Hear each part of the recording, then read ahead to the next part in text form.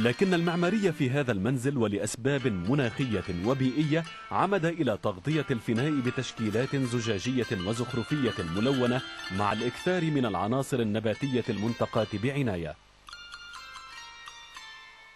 ولم يخلو المشهد هنا من الأعمال الخشبية التي اشتهرت بها العمارة الحجازية التقليدية، فالرواشين والمشربيات لا تقتصر على واجهات المنزل، بل هناك بنى خشبية قائمة بذاتها في مختلف مرافقه. وقد أبدع الفنان الحجازي أشكالا أخرى من المشربيات ذات الخطوط التقليدية، لكنه كسر حدتها بنوع من التشكيل الزخرفي. وتتخذ الرواشين المطلة على فناء المنزل أشكالا عديدة تعبر عن تنوع الرواشين الحجازية سواء في ألوانها أو تفاصيلها أو أنواع خشبها، وهي تشكل كلا متكاملا متناغما. واكتملت عناصرها الفنية من خلال تشكيلها بزخارف نباتية، كل ذلك ليعطي مزيدا من الشعور بالسكينة والتأمل لأهل المنزل. فناء البيت يعني تقدر تقول هو قلب البيت، البيت كله يدور حول الفناء. فطبعا أنا برضو مصمم عملية إمكانية الجلسات في كل فراغ في البيت، في جلسة الواحد بيطل منها على بقية البيت. هذا فناء البيت اللي هو قلب البيت، والبيت بيتوزع حوله. الصدر اللي بنشوفه في الجهة التحتانية هذه في اللي هو أقدر أسميها غرفة الأنشطة، تم فيها جلسة العائلة، تتفرج على التلفزيون، يجونا ضيوف أحيانا أعمل محاضرات فيها، عدد يوصل أحيانا 50-60 شخص يستوعب، يجونا طلابي هنا أدرس.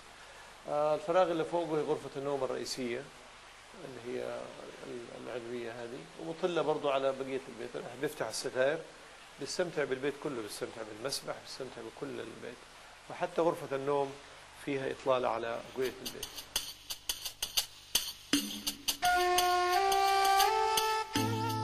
والقاعة الرئيسية التي تطل عليها معظم مكونات المنزل تتميز بارتفاع سقفها، مما يعطي مزيدا من الشعور بالراحة والاسترخاء والتأمل والاستغناء عن الإطلالة الخارجية. وتوفر المستويات المعمارية المختلفة داخل المنزل وظائف مهمة فضلا عن التنوع الفني والرحابة، وهي تطل كلها على المحور الأساسي للمنزل، وهو القاعة الداخلية الفسيحة بأركانها المتعددة. وربما تخصص بعض المستويات المعمارية لوظائف معينة توفر مزيدا من الخصوصية داخل المنزل، أو تساعد من خلال مكوناتها على التأمل والتدبر والعبادة. يعني كل غرفة تجدها في البيت يمكن بالكثير واحدة حيطة لازم فيها فتحات، ولكن الغالب بيكون فتحات كبيرة جدا إلى داخل البيت، فده بيحقق موضوع تداخل الطبيعة والانشراح من الداخل، الانفتاح من الداخل، الستر من الخارج، الستر اللي هو مطلوب لكل مسلم، التوازن ما بين الاثنين. أنا بالنسبة للخارج بتعامل مع غيري بكون مستور، جوة بيتي مهم مع أهلي مع أولادي بكون بشوفهم ويشوفوني، منفتح من داخلي مع نفسي مع أهلي مع أولادي، فبالتالي برضو بيتي في تعبيري في طريقتي بعكس هذا الشيء، بعكس هذا. وتتوسط القاعة الرئيسية في المنزل نافورة رخامية متعددة العناصر، وتشكل هذه النافورة تحفة فنية تكاملت فيها الزخرفة الخطية الإسلامية التقليدية، وأصبحت أقرب إلى الأشكال الفسيفسائية الدقيقة، واجتمع فيها الماء البارد والحار. أنزل لأسفل بجد عندي هنا في الأرضية من المغرب النافورة والطاولة والجلسات والمحيطة من المغرب اللي هو نسميها الديوان. باجي للأرضية على طول مباشرة، ففي الأرضية هنا من المغرب بالزليج ما يسمى الزليج تتدرج ثم تختلط مع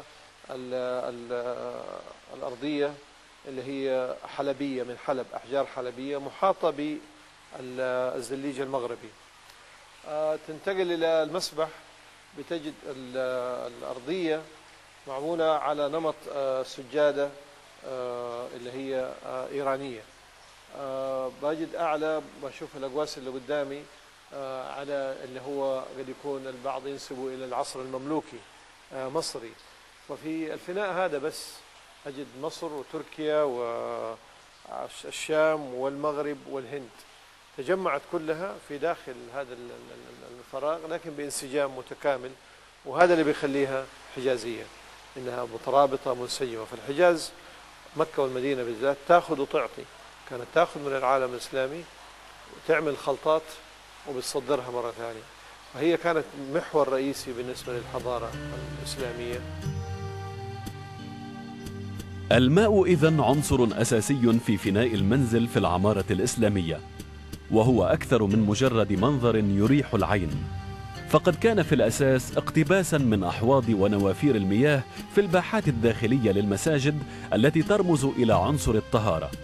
وهو هنا يؤدي وظيفة مهمة أخرى، وهي تزويد فناء المنزل بعناصر كثيرة تغني أصحابه عن الإطلالة الخارجية وتؤكد خصوصية الحياة فيه، وهو أمر ينسجم تماما مع فلسفة العمارة الإسلامية في بناء المنازل.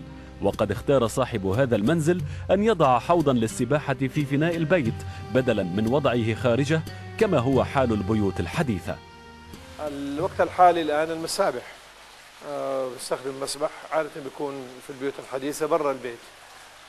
برا البيت بيمتلئ بالغبار، بيتضايق لأنه عندنا وضعنا الاجتماعي دائما البيوت مطلة على بعضها، فأعتقد وجود المسبح في داخل فناء البيت بيعطي له خصوصية أكثر وستر أكثر، وبيدي للبيت طبعا باللون والماء، وجود الماء وصوت الماء. حاولت أعملها بطريقة إنه المسبح مو بس للسباحة ولكن للنظر أيضا، إذا الإنسان يستمتع بالنظر إليه بيسبح جوته، بيسبح جوة البيت، يعني في أقواس موجودة الواحد بيدخل إلى تحت البيت تقريبا، فالواحد بيسبح داخل البيت، شعوره إنه بيسبح جوة البيت شعور مرة جميل ومحاط بخصوصية كاملة.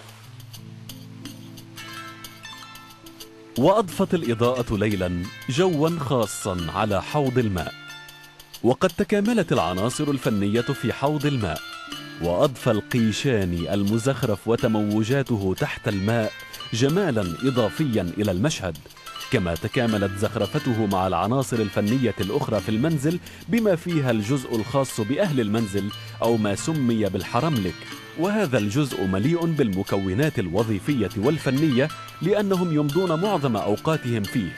وقد زين المجلس بكثير من الآيات القرآنية والأحاديث النبوية. الكتابات في المجلس بتحتوي على آيات قرآنية وأحاديث بتعبر عن مسألة يعني أهل البيت، رحمة الله وبركاته عليكم أهل البيت إنه حميد مجيد، قل لا أسألكم عليه من أجر إلا المودة في القربى. ودي عادة في العمارة الإسلامية إنه الكتابات جزء من العمارة، جزء من فن البيت، جزء من الزخرفة، جزء من النكش، فبتكتب لكل مكان إما حديث أو آيات اللي هي بتتناسب مع هذا المكان. فهنا المجلس لأهل البيت فرتبت أو استخدمت الآيات والحديث لها علاقة بالبيت.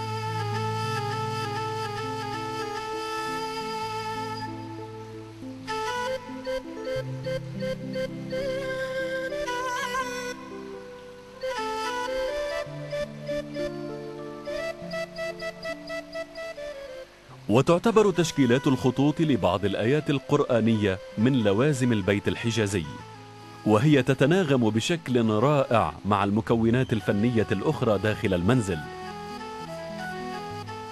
وبعض الخطوط حفرت بدقة ومهارة على لوحات من الخشب تتكامل مع الزخرفة الخشبية الحجازية، وبعض اللوحات الخطية كتبت بالخط الكوفي المزخرف، وساهمت طبيعة الكلمات في تعميق العنصر الزخرفي في اللوحة، بينما زينت بعض اللوحات بزخارف نباتية تتناغم مع نوع الخط المستخدم فيها.